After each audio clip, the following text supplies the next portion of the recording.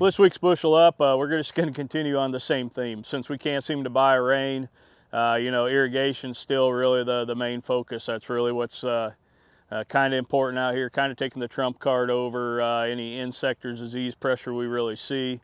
Spider mites are still here. We talked about those a little bit last week, but really it's you're just trying to keep water and do the best we can to obtain what yields are possible there still and not cut ourselves short.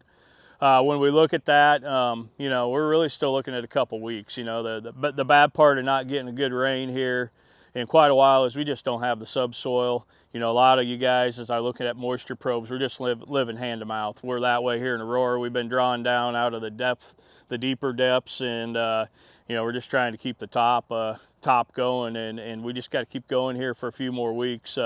If you're in that middle May, we're still not even seeing, we're still putting some hard dough. I'd call this just kind of just starting into a good solid dough. We're in a hard dough, maybe the early dent stage on that earlier planted corn. So a little bit of ways to go to finish this out, and we just don't want to stop short here of the finish line, especially where some years we do have a little subsoil to pull off of. Not really looking like the case this year in a lot of areas. So keep after it, guys, gals. I know we're all tired. Kind of want to transition a little bit. Like I said, on soybeans, when we look at irrigation, we are filling pods there. So they're still taking about twice as much water as corn now. You might be looking at that 25 to 30 hundredths, whereas corn, as it's matured along, we're down in that 20 hundredths type kind of depending on the weather and the day. So we need to stay a little harder after the soybeans than we are the corn. Would like to talk about this is kind of the time of year where you're going to a lot of corn plot tours. Do get out in your fields, look at your hybrids. There's a lot of differences we can start seeing show up now as far as how things are filled out. Which hybrids have handled stress a little better than others. So I do encourage you, if you have a chance, get to some plot days. Owner's Acres is coming up after Labor Day weekend, Wednesday, Thursday, Friday of following Labor Day weekend. We sure love to see you out here.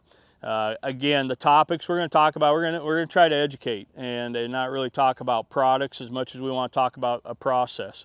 And so out here at Aurora Owner's Acres, the last 6 years, we've learned a lot about soil management, and that incorporates everything from fertility, grid soil sampling, getting things even and uniform out here, all the way into what we've done with our microbiology, our soil health, water infiltration. All of those things play into that, and we're going to get into a pretty deep dive on that. If you come out, we want to talk about some of the different things and the whole system that's allowed us to get to where we're at today.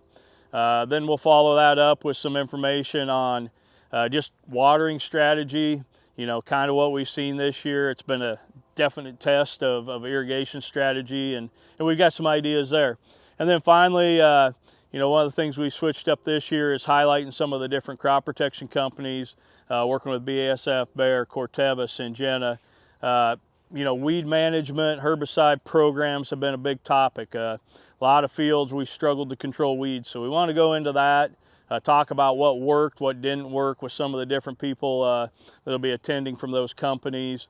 It's going to be really important as we manage weeds here at the end of the year and get into fall and have some weed bank and some escapes. How do we manage those going forward? And that'll start with what we plan for next year. So talking about that, and speaking of the weeds, got a couple calls, starting to talk about these soybean fields that maybe we had some escapes in, some weeds, desiccation programs, harvest aid type programs.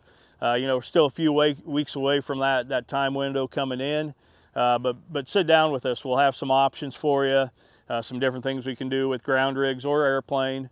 There's a lot we can do with airplanes here, so we don't have to go into those the bean fields and tear them up. So be in touch with us on that. Meanwhile, we'll just keep praying for rain. I just took my daughter to college in Phoenix to Grand Canyon University, and I drove in more rain in Arizona this weekend than I have in Nebraska all summer long. So good for them. Maybe some of that will make its way up here one of these days, but right now we'll just keep after the manual irrigation and do the best we can.